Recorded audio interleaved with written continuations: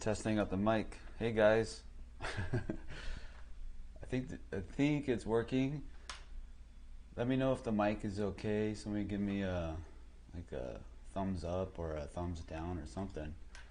I want to make sure it's all connected. It's been a while since I've done this. All right, let's see. Let me get set up here. I'm in Texas.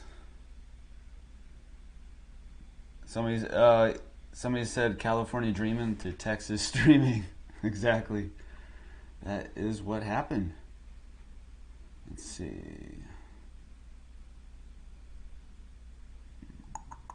I know there's like a delay on this too, so when I ask a question, for me, I think it's about 20 second delay. Let's see. Make sure I got lined up, got the camera. Make sure I got the focus. There's so many things I forgot about when I'm setting up a live stream. Let's see. It's good to see everybody. Let's see. The sound's okay. Good. Yay. We did it. All right. Okay, so I am going to just go ahead and get right into it. As you can see, I'm wearing glasses. I think this is the first stream that I wore glasses. I bought these like a year ago, maybe a year and a half, maybe 2 years. I don't even remember. It was a while ago, but they're like right on the verge of like in between working and not working. And now my eyes are bad enough that they actually work pretty well. So yeah. So I am back. I used to wear glasses a long time ago. Then I had that laser surgery about 10 years ago, and now the eyes are bad again. So I guess it lasts for about 10 years. Let's see. I'm just checking stuff on the stream, make sure it's working. Okay. I'm so nervous today too. I haven't done this in a while. I'm about to have a heart attack. I had crazy dreams last night too. Yeah, I brought the rug with me. That's right. That's the most important thing. I was trying to keep what do they call it? Like continuity. Yeah, this rug is this Persian rug is my favorite. One of my favorite things I've got in my possession, and I just I had to bring it with me. I was thinking about putting it in the front room, but I decided to keep it on the videos. It's better than that nasty brown carpet they usually give you in these apartments. So it's covering like a dirty brown carpet. So I think it looks a little bit better this way. And let's see. All right, so I guess I'll just get started. I think I have the reference link in the description. And somebody asked me like how to place in the eyes, like how to measure the eyes and the placement of the ears on a 3/4 pose. So I think this reference actually be a pretty good one to do that. What's this? Action needed for my wireless. Well, hopefully nothing will happen. Let me see. Something just popped up. This is why I need like a engineer on the side or something. I think it's just an ad. I'm going to delete that. Alright, I'm going to keep going. So I got the reference up here. I got an older gentleman with I forgot what kind of hat that is, a fedora or something like that, and a suit. So he's looking slick. Let's see. Alright, I'm going to go ahead and start. So I'm going to start off with the same thing I always start off with, I think pretty much, is the circle with the cross of the face. Even though he's wearing a hat, I'm just going to start off that same way. And let's see. So I got my shaky hand. I'm going to try to find the reference point for the top so I don't go off the page. And then the bottom is down here. Okay, so let's see. So the circle, just for the placement on the page. I'm also thinking about the top of the hat, so I want to keep that on the screen for you guys. And drawing portraits with a hat is sometimes really difficult, but we'll just keep taking measurements like normal. So here I have a circle. I'm keeping it light because it's just for the initial stage, and I'll erase most of it. Now I'm going to look for the angle. I'm using my pencil, holding it up to the image in front of me. I'm going to run it right through the center of the eyebrows, trying to find the angle, the head tilt. And it looks like it's something along this kind of angle. I can double check that. And I'm pretty close. And the thing about the center line of his face is because he's an older gentleman and he's missing some front teeth, I think. Like the maxilla looks like it's probably degenerated with age, and the backside of his jaw as well, because that's usually what happens. And so his chin is projecting forward more, so the center line isn't going to go through all the way down to the split of the chin. So I'm just going to take it between the eyes and maybe down to where the center of the nose. So I'm going to look for that angle, because this chin is offset quite a bit. So look for the angle right between the eyes, right down through the nose. And I can see my hand is shaking because I'm so nervous. I'm just going to try to relax. I probably shouldn't drink as much coffee today, but I'll just try to calm myself down. And now I'm going to look for the bottom of the nose in relationship to where the brows will be. I'll just put that right about there. I'm going to measure from his eyebrow to the bottom of the nose and compare that to the chin to the bottom of the nose. So I'm comparing the middle third of the face to the bottom third using my pencil. So I'm using my pencil and my thumb like this, and then I'm going to go down and compare it to the bottom third. So bottom of the nose to the brow, and then chin to the bottom of the nose. And looks like it's a little bit longer in the middle third than the bottom third. Let's see. So if I come here, bottom of the chin will be about right here, and of course that chin is really far forward. Now I'll come over here and do this far side basic lay-in of the brow. Actually, I'm going to do the full angle of that side of the face just to give me something to work off of. So I'm going to keep that pretty light, very blocky right now. And now, since I know where the brows will be, roughly, right about here, and the bottom of the chin, so I know the length of the face. I have the length. So now I'm going to measure the length of the face and compare that to the width of the face. So from this far side cheek to where that ear starts. So I'm going to take this measurement and hold it with my pencil and thumb, and then rotate it, and then find that width. Let's see. So comparing the length of the face, and then I'm going to rotate my hand and compare that to the width. And that gives me about equal. It looks like it's equal distance. So if I come here to here, then I just rotate it, and now I know the ear is somewhere on this line, and it has its own angle of like that. So now I know the width of the face in relationship to that length.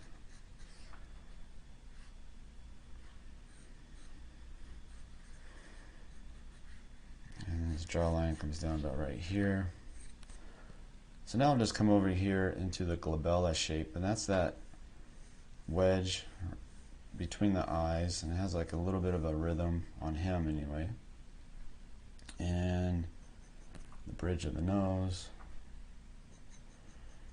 And then I'm going to take an overall angle of that from here, from this point down to the nostril. So I'm building this like very blocky shape of the nose to begin with, and then I'll come in and redefine it. And this side,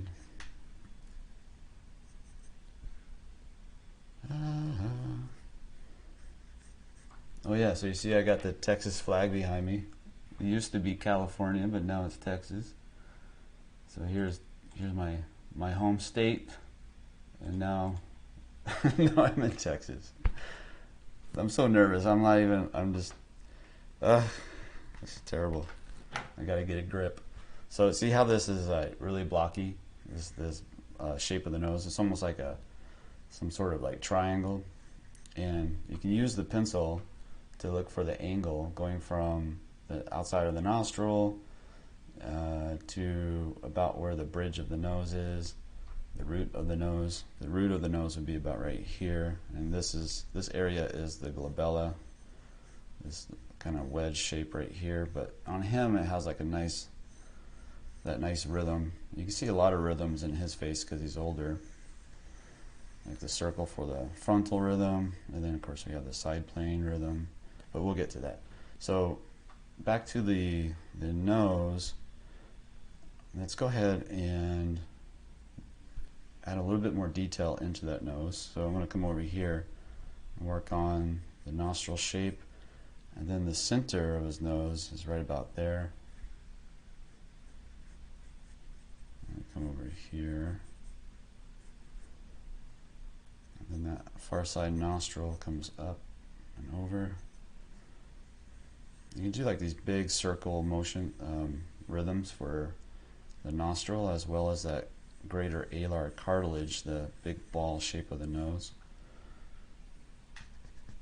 Let's see.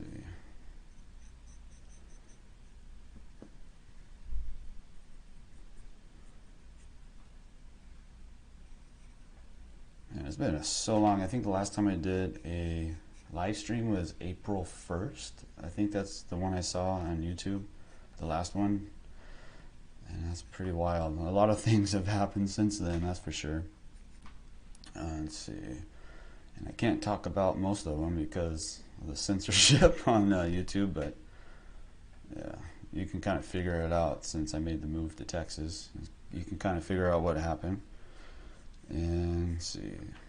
So we got a little bit more information for the nose. So now I'm going to double check the length of the bottom third again, because I feel like it's a little short. So I'm going to check again from the bottom of the chin to the nose and compare that to the length of the nose itself. Because I'm a little bit rusty. I haven't been drawing every day for like I usually do, because I've been moving and trying to figure things out back in California. That's probably why I'm really nervous too. Let's see. So I need to bring this chin down just a little bit more. And also I'm going to look, see how his chin is kind of sticking forward in that far side edge over here. I'm going to do a plumb line, like a vertical line, and I'm going to put it right here on where his chin kind of comes out the furthest, and I'm going to find where that lines up with the eye, and it's right at the outside, almost the outside edge of the eye, so that would be about right here. So I'm just trying to get a quick idea of where things are going to sit, and I can make my adjustments later if I need to. So his chin is really far out, and then let's go back. So we got the nose placed. I got the center line, which is right about here, and we got the width of the face to the length. So let's do that. So the placement of the eyes, let's do right through the pupils, and you can find that will sit right about here. The same head tilt, same tilt line as the brows and the nose. The mouth on him is going to be a lot different because he has like that protruding jaw, so I'm not really sure if that's going to line up with those tilt lines. I'll use different reference points for that when I get to it. But for right now, the pupil is going to sit somewhere along this line. And I'm going to look for the inside corners of the eye in relationship to the nostrils. That's pretty much the best way to do it. Or at least for me, that's how I do it. So this inside corner of the far side eye, you can see it pretty well. It's not hidden behind the bridge of the nose. It's kind of sitting right on it, or right very close to it. And then the other one is somewhere over here. And what I'm going to do is I'm going to put my pencil up against the nostril and then go right to that inside corner of this eye. So it's going to look something like this. I'm going to find that angle and make sure I got it pretty close. So once I get the angle I need, then I'll bring it down to the paper, and it's pretty close. I need to bring it over a little bit so that I'm going to draw that line for you. So that line looks something like this. I'll double check it. That's pretty close. And if I do the same thing for the other side, inside corner to the nostril, and I get something that looks similar. I don't usually draw these straight lines, but this is just to help me identify the placement of the eye. I need to bring the eye over quite a bit. Let's see. This is actually right about here. So let's do that angle again.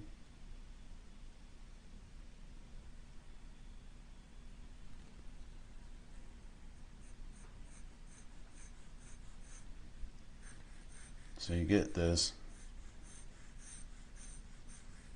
geometric shape,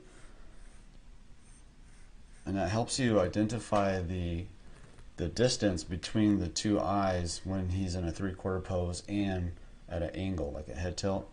So you look for those angles. You can use your pencil to find them. It's usually easier than eyeballing it. You can eyeball it as well, of course, but especially when you're starting out, it's good to take angles and double check your work.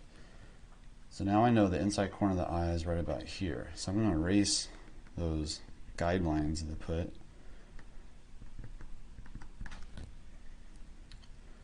Come back up here. So now I have this. I like to use the nasal labial fold. That's the one that comes off the corner of your nostril right here. And then I like to use that mid-cheek furrow that goes into the tear trough groove. So it comes off right here. So you get these two lines, this one and this one.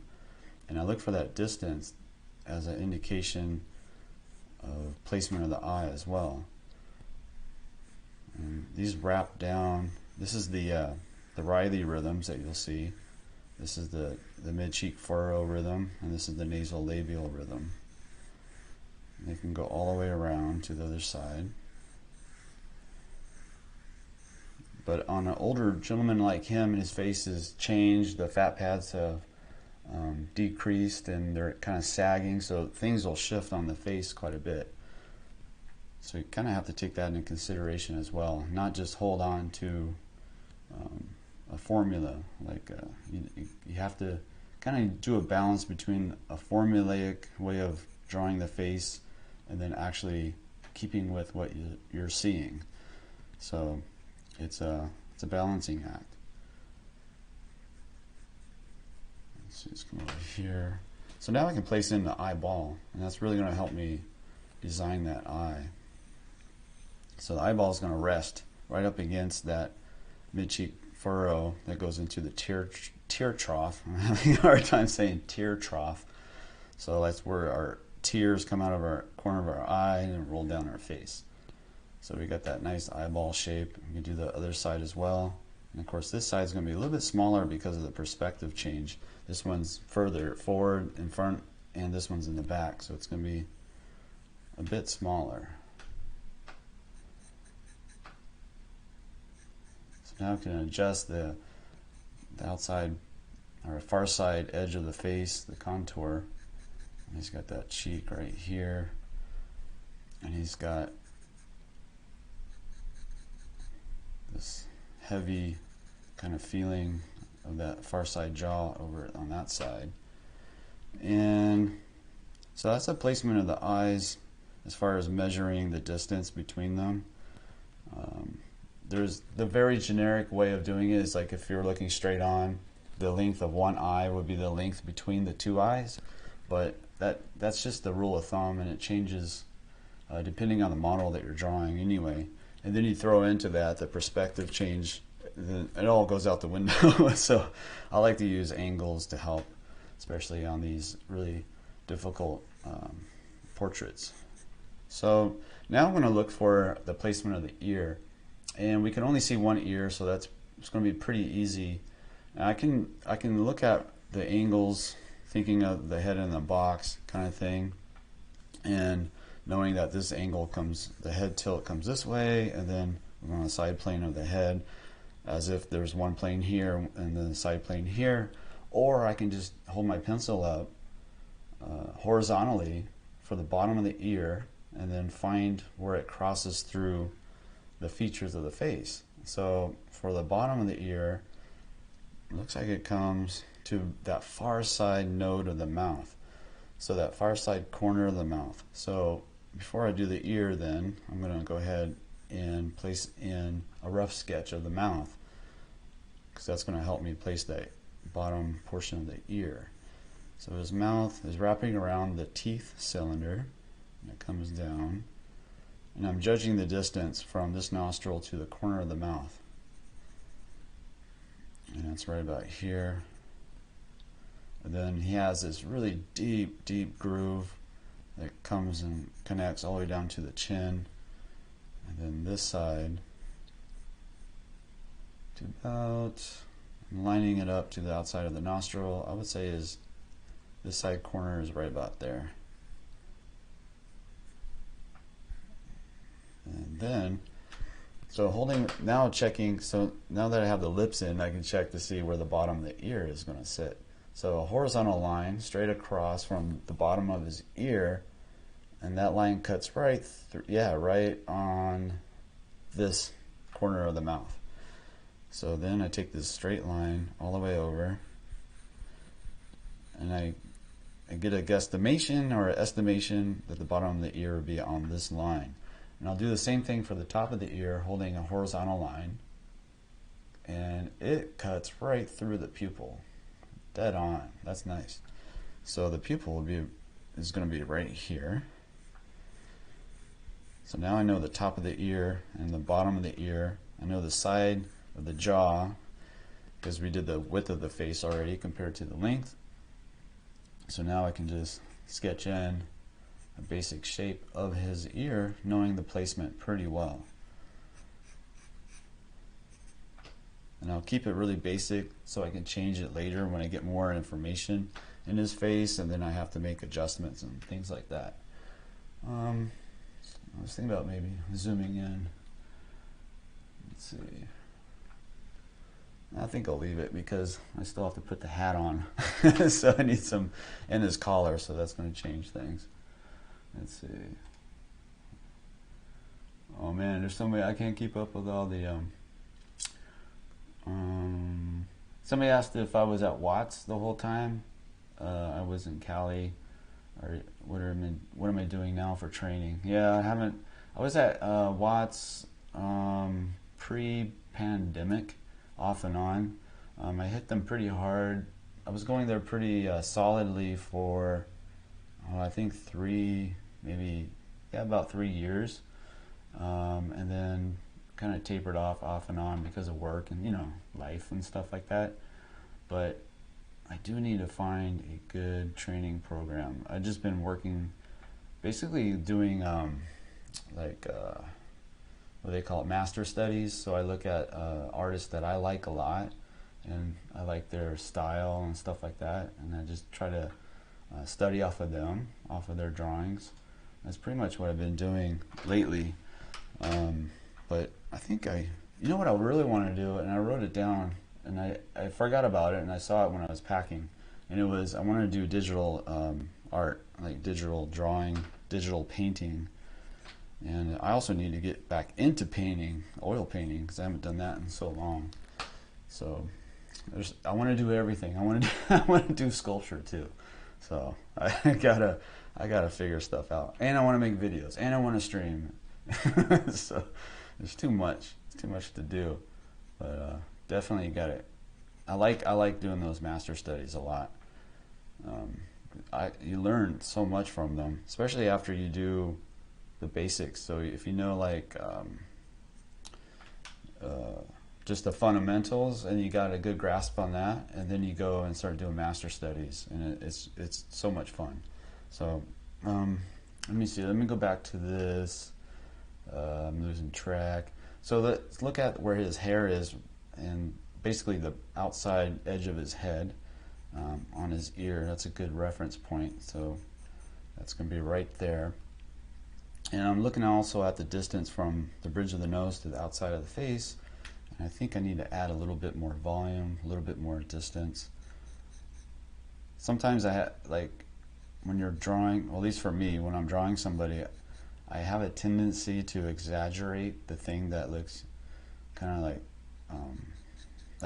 I don't know. So if a person is like older, I'll exaggerate it, and not mean to, but I'll make them look even older.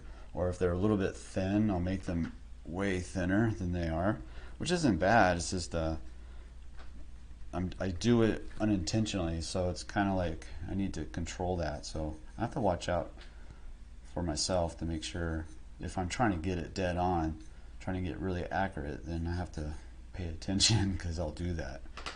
Let's see. So his pupil on this side is probably right about here. I'm going to double check where that chin lines up with the eye. So I could probably add just a touch more. And I think I need to bring this jowl down. So he's an older guy, so his fat pads in his face are losing volume, which is why they sag, and they kind of shift and move down into the face and different areas, causing different features of the or different, what do you call it, forms on the surface. So you get like these jowls that move down. So like here, let's do his jawline. This is a really good example for like older people when you're working on somebody. So he has a lateral fat pad right here, and that's the first fat pad that sort of deteriorates and loses volume when you get older. So you'll see this indentation right here. You can see it on him pretty well. So it it's kind of hollowed out like right here, and then his jaw picks up. The actual jawline, you see the structure of the bone, and then the jowls, the fat pad on the face right here is like this little fat pad. It is overhanging. Gravity has pulled it down, and it's lost volume, so it's kind of sagging down. And then you pick up again on his structure of his skull on the chin bone, and so you get this jowling right here. So this kind of overlaps and hangs down. Let's see, let me do a rhythm for the chin. And then, so you can't really, his lips are really, really thin, but you can see this form right here. It's kind of a nice round shape. So I just want to make sure I get that. Let me make this a little bit darker. I think right here I'll just break this line just for personal taste and how it looks in a drawing. Let's see, let's come down here. So we got these nice rhythms. You got this cheek rhythm. You can see it pretty well on him. These are from the Reilly Method, and they kind of just help you identify these rhythms in the face. And then it's kind of like a scaffolding, or yeah, I guess it's like a wire frame, and then you can adjust as you need when you're drawing the person. So I think I'm all over the place right now, so sorry about that. I'm trying to stay on a focused stepwise, but let's see. All right, so where am I was talking about the aging face and the jawline. Okay, so let's get the placement of the neck, and then I'll do the hat. So let's do the hat first. So I'm going to look at the line where about the shadow is. In this photo, this isn't the greatest photo, at least not the way I like to draw. I like really strong shadows. There's some shadows, but you can see there's like multiple light sources, so it gets kind of confusing, but it's such a good reference anyway for a lay-in. So I'm going to look for that shadow line on the forehead, and then the top of the hat is somewhere up here. So I'm going to find this distance with my pencil and thumb, and then I'm going to compare that to the length of the face starting at the chin. So with my pencil and thumb, like you guys always, I've been doing for years, is to find the bottom edge of the hat and then the top of the hat. And then I got that, so now I got that measurement. I'm going to bring it down. My thumb is now on the chin, and the tip of the pencil comes to right about here. So now I know the length of the hat. So it's somewhere about right there. And I'm going to use a vertical line to find the tip. See that tip of the hat right there at the very top, the very peak, and it runs right through the nose right about here. So if I come straight up, roughly it's about right there. Now I can get a good idea of where to put the sketch. And then we have the rhythm for the top. Then the angle of that top of the hat. And the hat looks kind of funny because it doesn't have a brim on it yet. And the brim, is that what you call it? A brim? A brim? Rim? Brim? It starts right about here. And then on the other side, it tucks in behind the head right about here. And then we know it has a nice rhythm up here. And now I can start to connect these, kind of like putting dots here and there, and then connect them.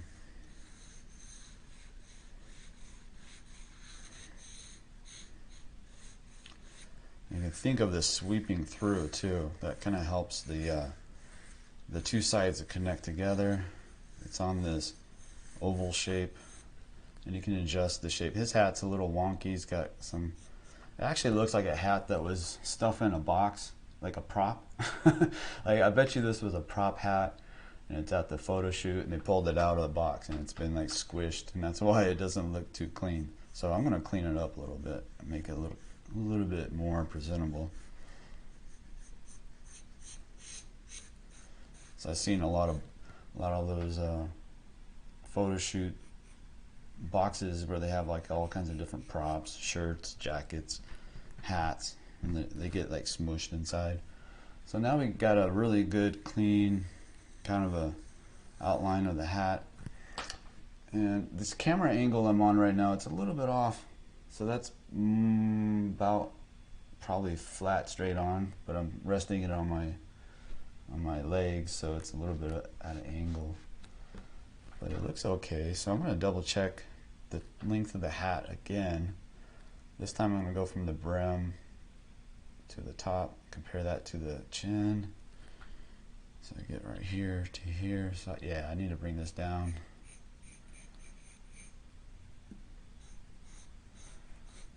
That's why you keep everything kind of soft when you're first putting it in. I'm going to check the peak of the hat again.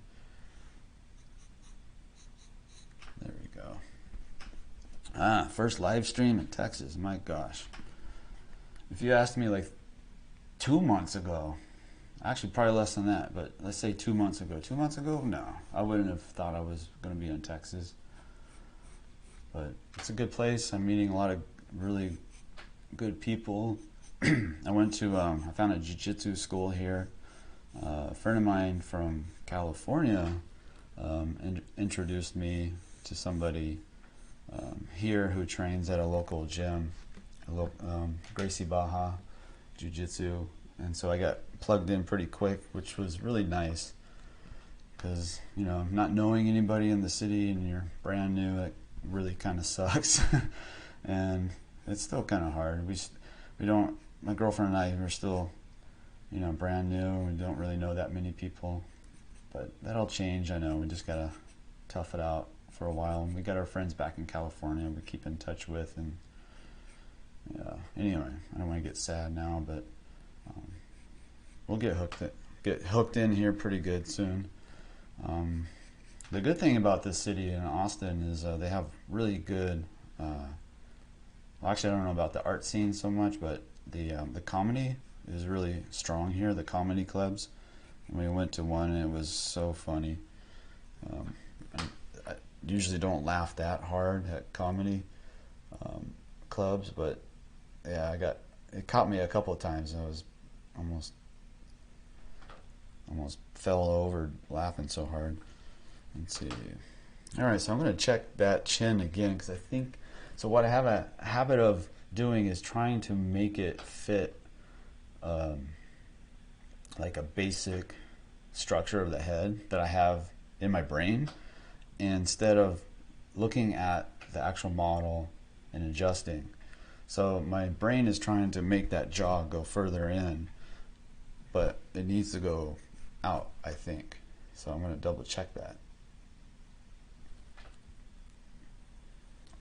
Yeah, so so my brain thinks it knows best, but you gotta let your eye sometimes take control and tell the brain what to do. Let's see. And then I can bring this over a little bit further. I think I need somebody to do live stream along with me that they can read the comments so I can like answer them as I'm drawing. I think that would be awesome. 'Cause I want to get to know you guys. Let's see. Let's bring this chin over. And keeping with this rhythm here.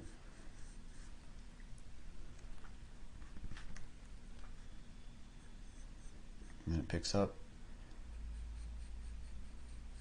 Boom. Okay.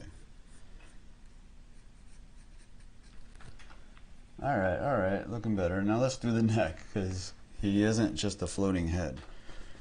He's got a neck. So what I'm going to do, so I'm going to use the button as a reference on his shirt. I'm going to use that vertical line and see where it crosses through the face and goes right up into the tear trough groove right about here. So if I could take a straight line all the way down, something like that. I know the button's going to be down here somewhere, and now I'm going to come over here to the underside of the neck. He's got that sagging platysma muscle and the fat pad right there. And that comes down, and it comes down into his shirt. And you have the other platysma band. So those are actually called bands. So if I go like this, you can see them. I think, yeah, there it is. So that's the platysma muscle, which is really thin, flat sheet, and it connects somewhere over here, and it goes all the way down into the clavicle. And it's just this really thin muscle. It's almost like paper. And when you get older, it starts to sag a little bit and creates these, what they call cording, or I've heard people refer to it as bands. So you can see that right here, platysma bands. And let's go to the outside of his neck, something like that. And his collar is right about here. So I'm going to take a measurement from the outside of the neck where the collar is at, and come all the way over to where the collar starts on this side, which would be right about here. So I'm going to take the length of the neck and compare it to the length of the face, because I think I have the neck way too thin. So I'm going to take a better guess and bring this over. So I'm going to take that length from this dot to this dot and compare that to the length of the face. So this is called comparative measuring, and I do it very heavily in drawings, and pretty close, so I think I'll just leave it. I can always make his neck a little bit thinner if I need to. My tendency is to make the neck too thin. This is funny. Some people have a tendency to make necks too thick. It's really funny how everybody's so different and what mistakes they make. Let's see. So then the collar, he has a really crisp, clean collar.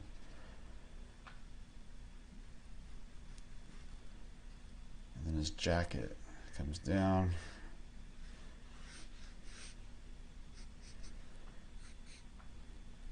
Sometimes I think I should start wearing suits, like in the old days. They just look really cool, and I always feel really good when I wear one. But yeah, it's too tedious. And the weather here in Austin, it's so weird. It's like it gets really cold, like one day, and the next day it's hot and humid, and it's confusing. It's confusing me because it's like it's almost Christmas. So I think like the first 2 days we were here, it was cold. So I'm like, yeah, okay, yeah, makes sense. It's Christmas. It's going to get colder. But then the next day it was like 79 and humid, and I was driving around with my windows down in the car, and it actually felt like Hawaii. It was like a Hawaii weather. Let's see. So I'm looking at where his jacket comes over here and that collar splits.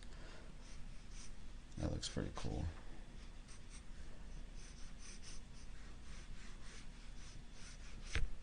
Oops, got them all crooked. Gotta bring them up. There we go. Maybe I can adjust this. I'm gonna attempt at an adjustment. Let's see. I think I just broke it.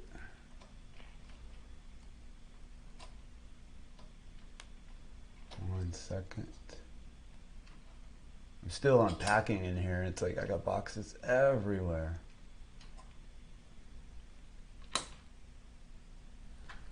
There you go. I think that's decent. Let me make sure he's in focus. He's all focused. Okay. All right. Let's see.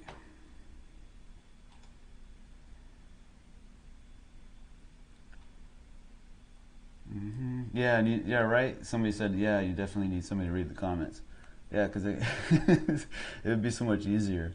Let's see. Austin rocks. I lived there in '99. Don't tell people you're from California, though. I know. I still got plates, California plates on my car, and I'm wondering what people are thinking. They're probably like, oh, geez, not another one.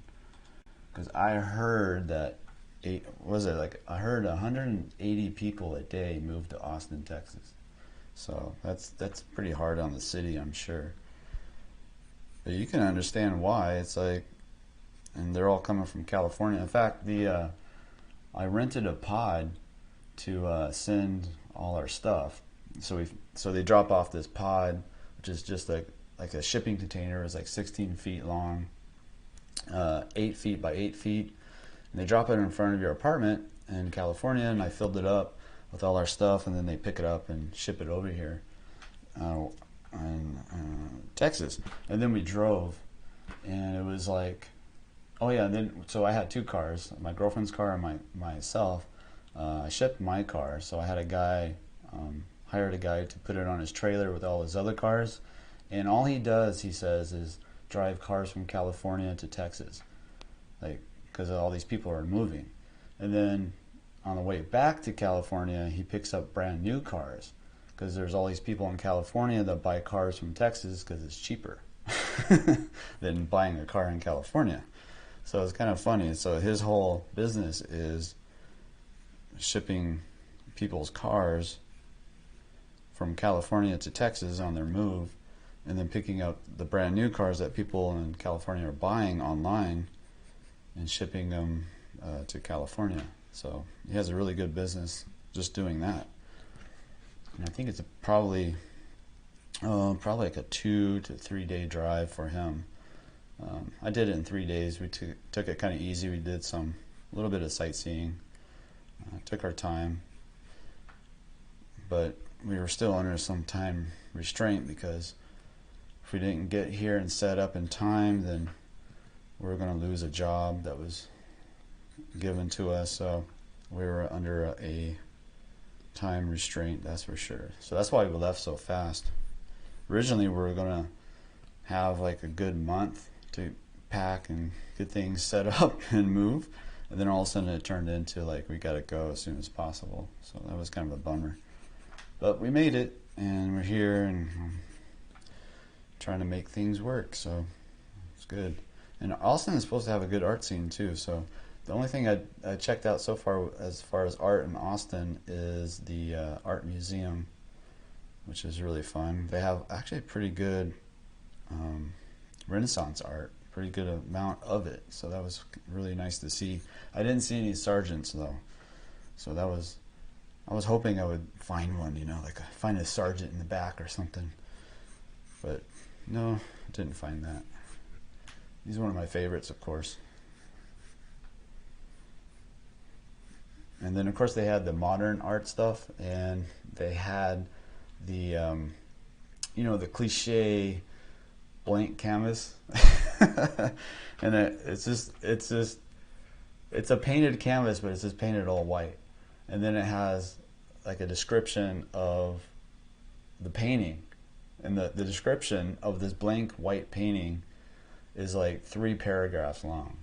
So it was like your cliche, your standard modern art kind of deal, right? So those are always fun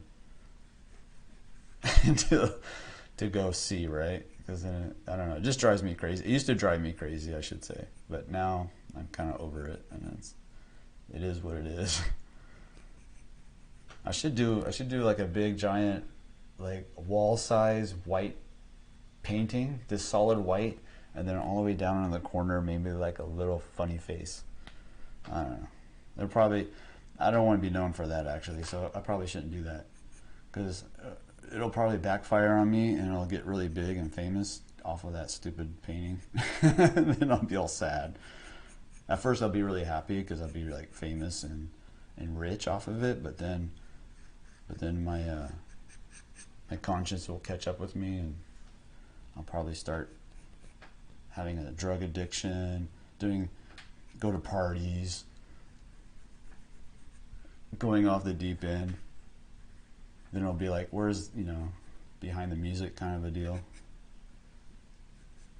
That's probably why like a lot of famous artists go crazy. Let's see.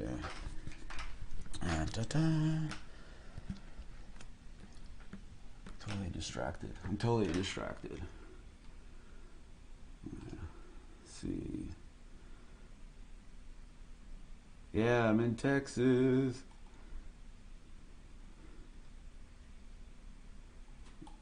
Anybody else drawing along? I think, let's see, I thought I saw somebody said they were drawing along. I know I think I'm going kind of fast. I'm really nervous, so it's like I'm just like driving really hard on this one, so sorry about that. I'm gonna try to slow down a little bit. Let's see, I feel like the neck is still kind of, I don't know, it does have a kind of a thin neck. I'm gonna bring it out a little bit more.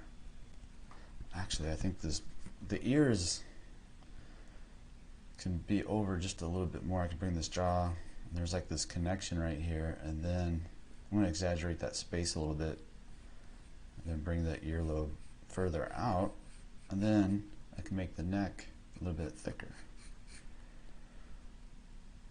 Don't tell nobody though.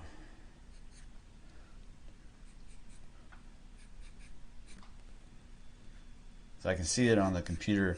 It's funny because when I look at the computer image of this right here, it's really small, so that actually helps a lot when you can see your drawing in a small size.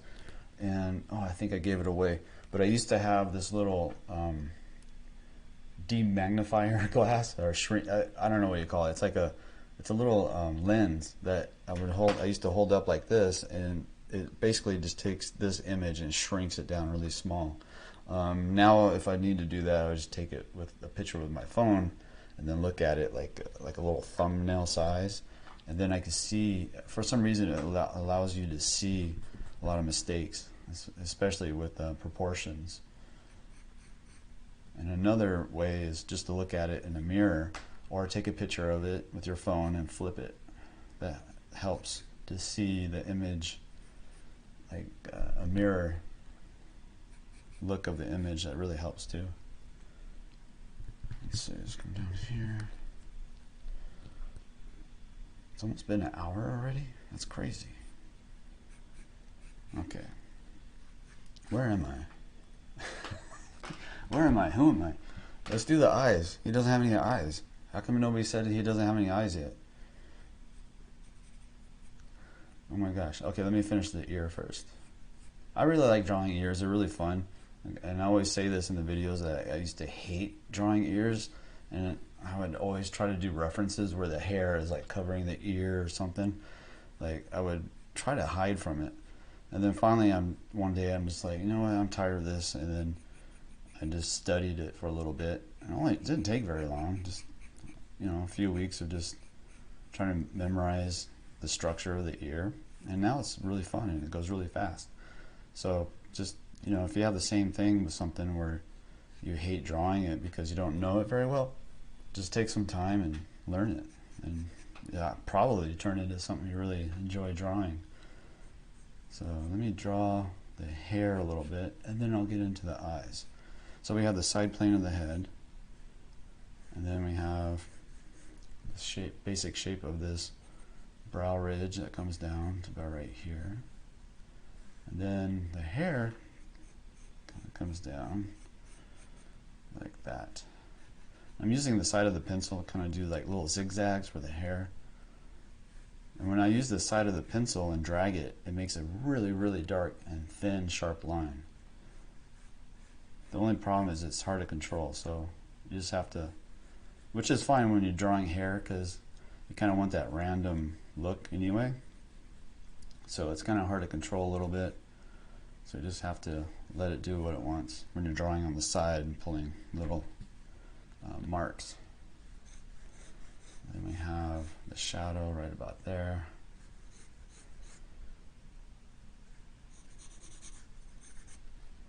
Okay, let's go to the eye. So I got the eyebrow. I'll do this one first, this main one. So you see his eyelid kind of sweeps up and then peaks right about here. It's like a really heavy eyelid. And then takes a sharp angle down to the corner. Let's see. And then the iris, draw the two sides. And then it's going to have a flat edge on the bottom of the iris because of the bottom eyelid. So this will be straight and flat.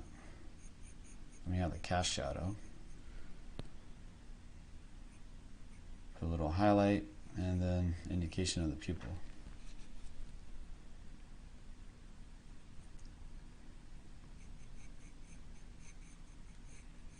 And then we have to draw that bottom eyelid.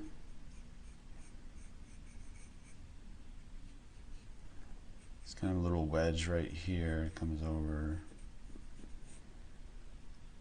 And then let's finish off the upper eyelid. It's really heavy. It's a heavy eyelid, and it's like deeply inset or inside the eye socket. It's a really deep eye socket. It's another feature of aging, is that your eyes start to sink into your skull. Getting old sucks. Actually, yesterday I noticed that I have a lot more gray hair right on my temple, and I bet you it's from the move from this last year, from all the stress. So I didn't notice that before until like yesterday, and this morning I looked at it again and I was just like, oh my god, it finally caught up to me. But you know, what are you gonna do? Look, I got glasses on, my hair's turning gray. I'm getting older, man. That's the only way to go, though. What's the alternative to getting older?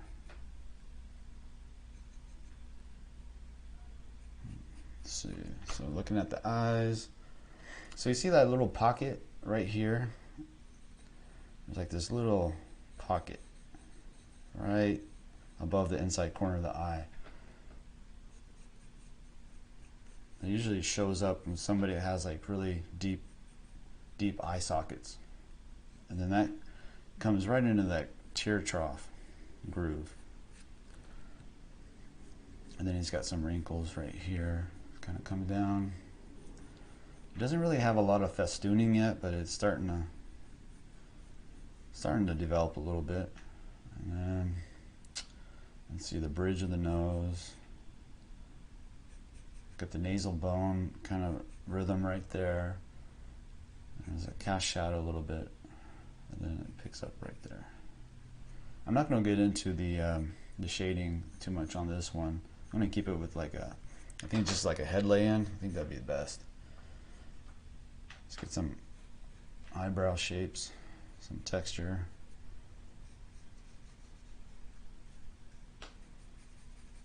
Put a little bit of value. Maybe just in the eye.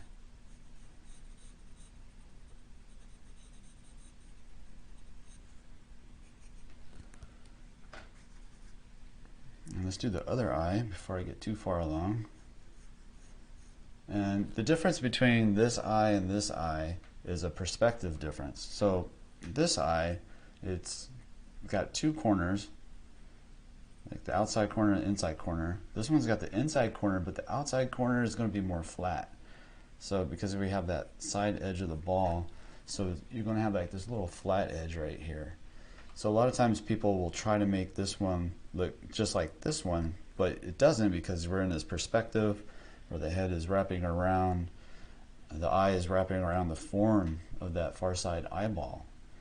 So it's going to come over, and then think about it wrapping around that edge of the ball of the eye.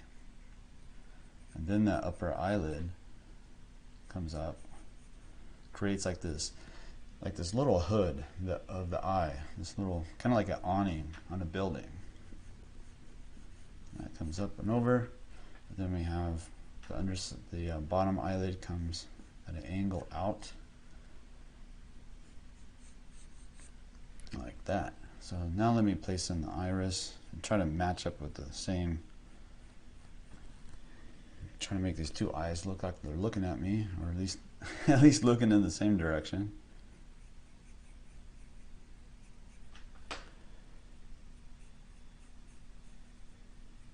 A little cast shadow. So instead of having two distinct points, outside and inside corners, this one's going to be an inside corner and then kind of a wedge, more flat area on the outside corner.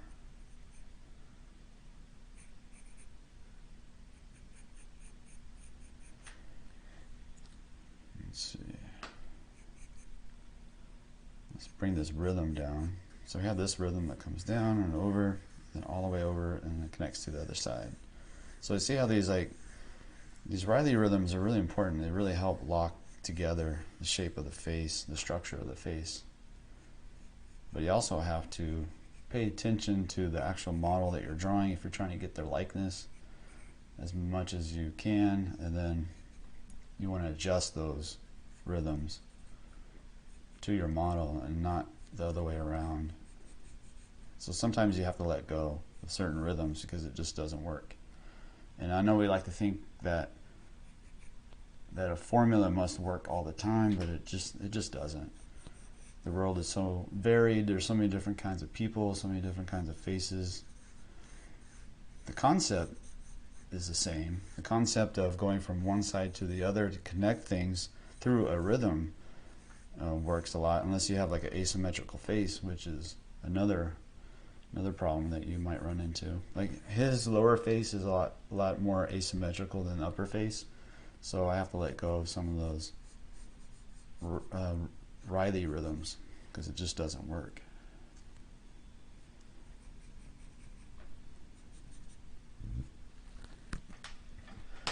Let's see.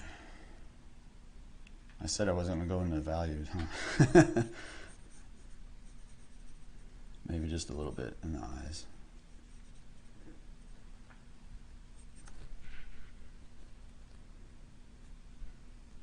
Let me clean this guy up a little bit here.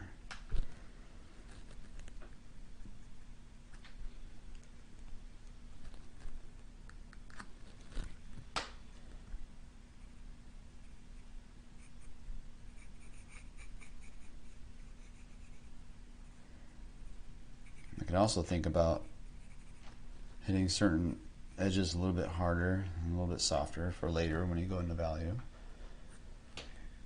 Let's see. I still feel like the hat is way too big, because it is. Let's see, let's bring this over. Bring this down.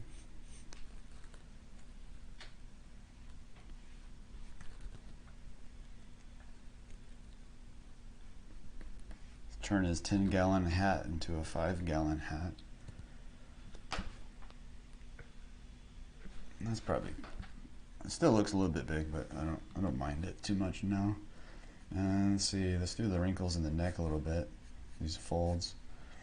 And the tendency I have, and a lot of people have when they're doing wrinkles, is to make all the wrinkles the same distance from each other, and then it starts to look contrived and doesn't look natural. So try to like vary the thickness of the wrinkles, try to vary the shapes, just create different shapes is really important.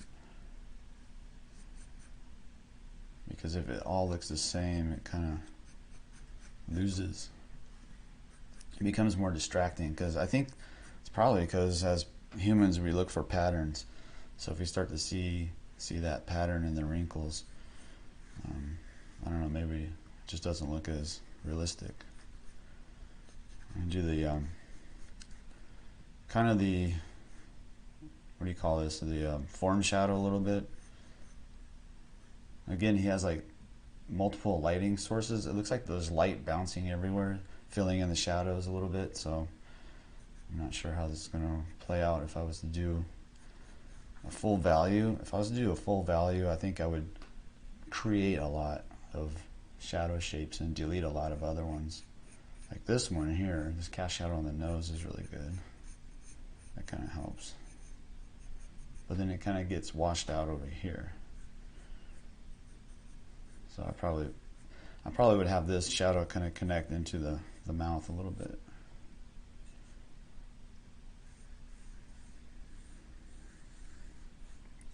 And I would put the highlight somewhere on the main cartilage, right about there. So let's look at the some of the jowl fat. So we have the superior jowl fat on him, which is right about here. And then the inferior, which is this big one down here that's sagged down. And then we have this hollowing of the cheek, because his cheek fat is decreasing as well with his age. And mine is actually doing the same thing, and it's starting to go in a lot. And you'll start to see over the next couple of years a nice banning.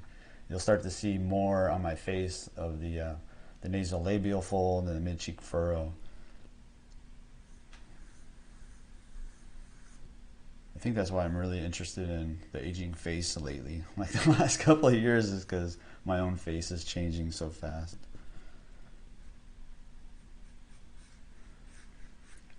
I have a book on facial surgery for plastic surgery and stuff like that, and I've been watching a lot of videos on YouTube of just how they do those surgeries, and it's really interesting. A lot of it has to do with the fat pads. That seems to be what causes a lot of the aging face, comes from the fat pads getting older, losing volume, and once they lose volume, they lose tightness, so then they start to drop and sag. And as far as the jawbone, it's really interesting is the jawbone, as we age, the backside of the jaw will deteriorate more than the front of the jaw. So you get this jaw angle that'll start to kind of, maybe you're young and youthful and it's right here, then it starts to kind of come in a little bit. And then the maxilla, that's the teeth cylinder, that'll deteriorate as well, and then you start to have a cave in up here. So that's why the chin starts to move forward. And the tip of the nose drops, and then the chin moves forward, and that's how you get that look. So isn't that wonderful? Isn't aging awesome? Let's see. So we got this rhythm here. Oh yeah, and then we got the mouth cylinder, which you can kind of see on him a little bit. this rhythm right here. It's really important.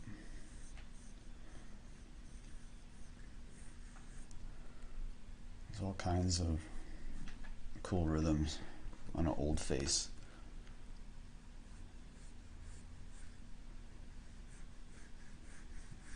There we go.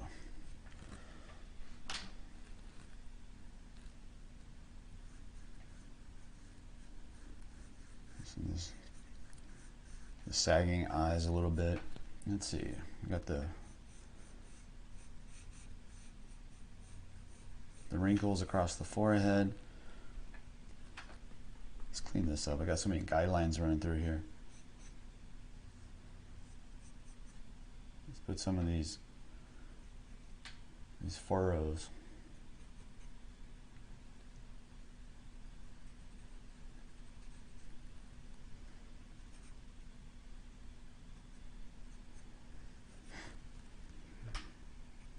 So one of the things you want to look for when you're doing lay-ins is think about the planes of the face.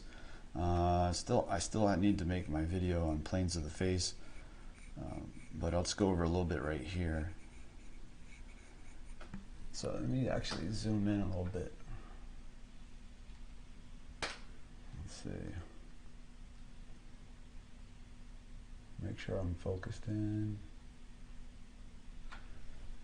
All right, so like so what you can do is to help think about the planes of the face is to draw a line that goes all the way down the surface of the drawing, thinking about the form. So if I draw a straight line, it will come over the forehead and into the brow. So it's going to curve down and go inside the eye socket, and then come over the eyelid, the top of the eyelid, and then it's going to go on the underside of the eyelid, and then it's going to hit the iris, and then go over that surface, and then you'll see it shoot across the top of that bottom eyelid right here, and then come down that plane change underneath, and then over the cheek. So this really helps, at least helps me think about the surface of the face. And I often think about that, and you might see my hand kind of go like, you know, thinking about the forms, and then I can find the shadow shapes and stuff like that. So this is, I was taught this at 𝔻𝕗𝕤𝕒𝕦. It's a really good technique just to get you thinking about the planes and how the form is acting. So you can kind of think like a little bug walking across the surface of the face and the route that he would take to get to the other side. So that kind of helps. Let's see, next zoom back out. Refocus. Something like that. Hopefully it's still focused. Now he looks crazy. now he's got a crazy tattoo on his face.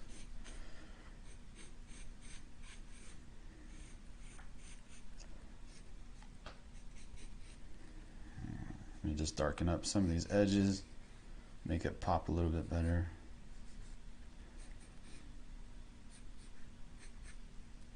Man, it's great to be back. I'm glad I got to get at least one more live stream in before the end of the year. Was it the 17th of December? We got a couple more weeks.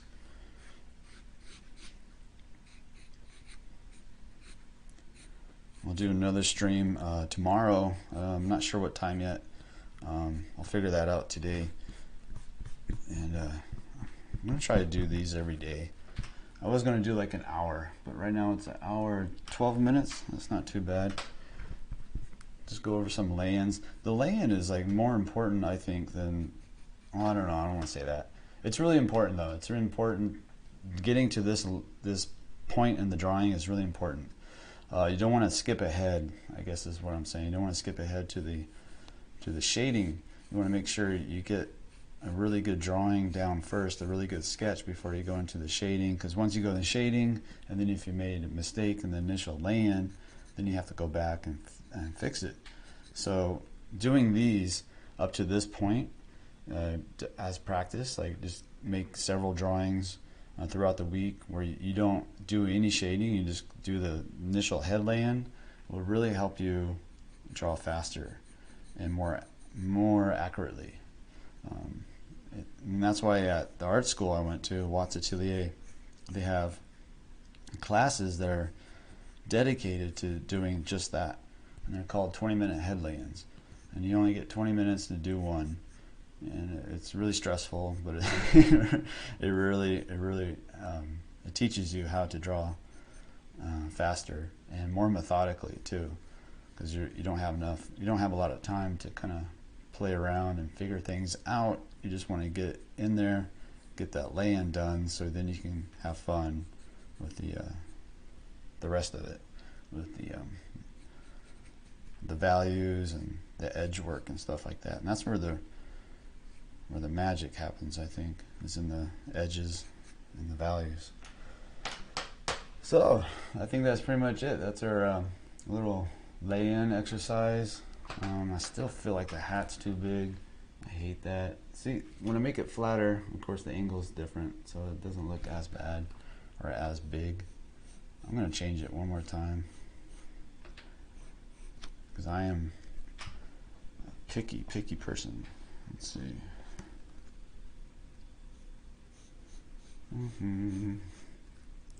Alright, something like that. You can make the hat as big as you want too. Let's have fun. Let's see. He looks kind of tough. He looks like a Scar. He looks like Scarface. He looks like some sort of mobster guy from the 40s. He got stabbed in the eye. Let's see. Oh, you tend to make eyes too big. Steve says he tends to make eyes too large. Yeah, I go both ways. I don't know. For me, it's like I make the iris too big usually. I have to watch out for that. But generally, big eyes are more attractive, and I think that's why we do that, just naturally. The technique I got from watching your videos has helped me a bunch. Oh, that's awesome. I'm glad to hear that. Yeah, I learned all this from 𝔻𝕗𝕐𝕐𝕐, Stan Prokopinko from Proko.com. He was one of my first teachers at Watts when he was still teaching at Watts. And also I learned a lot from the Loomis books. Those are really good. And the Reilly Method that's pretty much what I learned at 𝔻𝕗𝕐𝕐𝕐. And they have a good online program too. Let's see. Oh yeah. Hey Bob, what's up? Haven't chatted with you in a long time. Bob Green, what's up? He's a really good artist. He says he tends to make, he's got to make adjustments on his drawing. He drew the head too narrow for its height. Yeah, I do that all the time. That's why I like that comparative measuring, going from like the distance from that cheek to the ear, and then rotate it and find where it falls in relationship to the rest of the features. Let's see. Drawing is hard, man. It's like there's so many things that can go wrong. Let's see. Rucha did a wait, what? Oh, Daniel did a 50 cent. Oh, dude, that's cool. That'd be a good one. Daniel did a drawing at 50 cent. He's gonna post it. Nice. Let's see. Yeah, I need somebody to read these for me.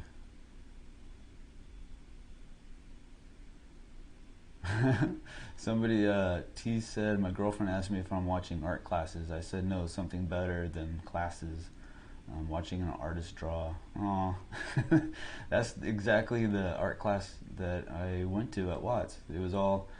Every class started with a 20 to 30 minute demo, which was crazy at the time when I first went there, because I didn't know that existed. I'd never seen, like, I went to other art classes before, and they would just talk. Like they would have like a brief lecture and maybe some slides on how to draw, but they wouldn't actually do it in front of you. So when I went to Watts and I saw that the teachers at every class would do a demo, that just blew my mind to watch somebody actually do it in front of me, live, in front of the class. So that's where that came from. I'm just basically copying 𝗻𝕗𝕗𝕐𝕗. Just so you know, straight up, I'm just copying 𝗻𝕗𝕗𝕗. Let's see. Man, it's great to see all you guys here. Let's see. Yeah, bigger is better than smaller for sure, Steve. As always. Let's see. How's the music scene? Sacktown J. I don't know. I haven't seen much of the music scene yet, other than the band that was playing at the comedy show.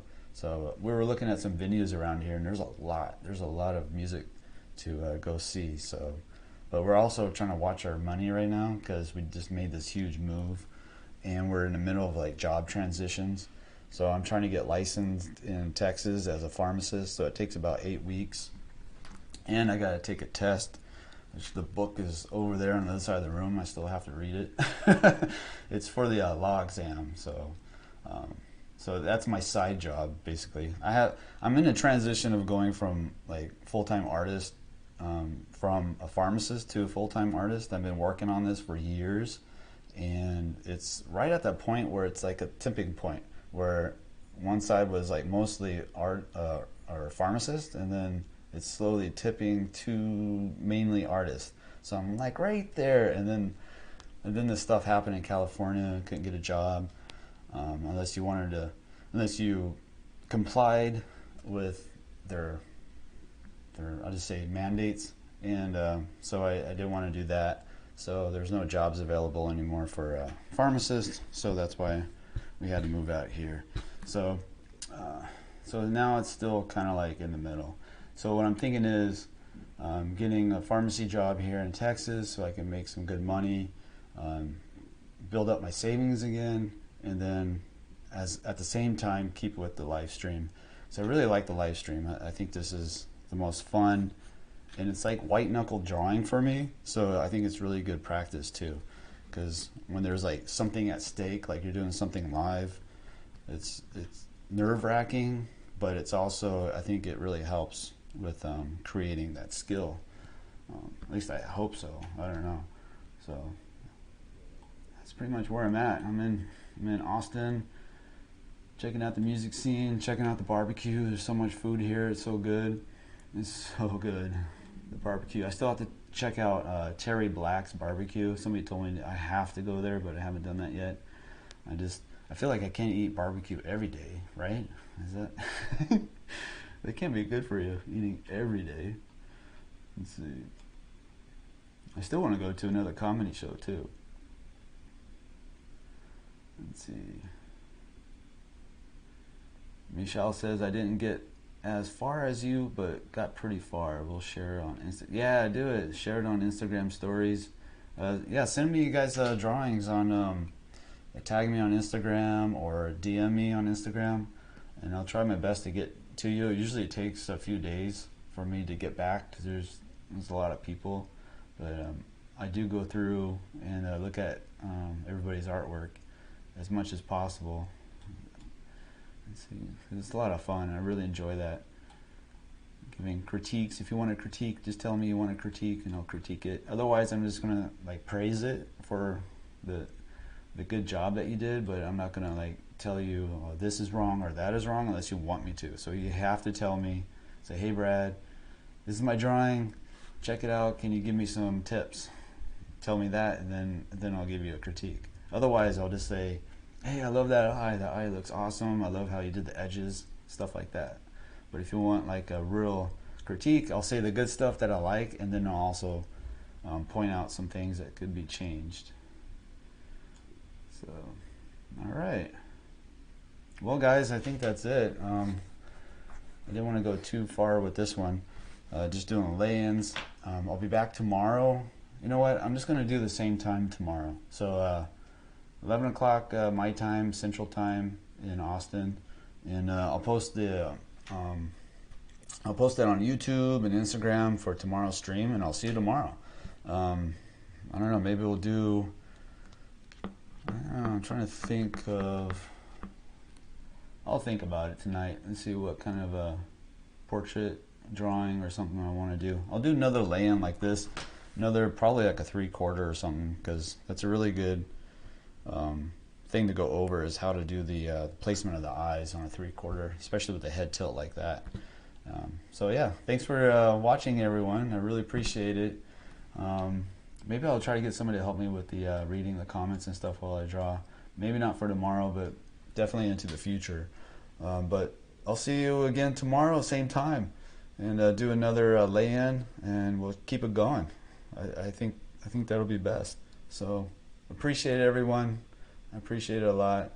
It's great to be back. It's been since April of this year. That's how long it's been since I did a live stream. And also, I was working on the course for Proko, but also right now I have out the anatomy course. So check that out if you can. It's on Gumroad. It's in the description below, and the link is in the description below. And it's a really good course. It's on sale right now, 33% off, so it's $87. Drawing better portraits through the study of anatomy. So I do a lot of dissections of the face. So I go into the muscles of the face and how it affects the surface of the face, like we're doing with our gentleman here. I go into the fat pads and how they change with age pretty much, and also the skull, which is really important because the skull is a great dictator of the facial landscape, and if you don't know that, you run into a lot of problems. So starting off with the skull, going to the muscles, and then the fat pads, and all kinds of other stuff. So anyway, check it out. Thank you guys. Bye. See you tomorrow, 11 o'clock my time. Bye.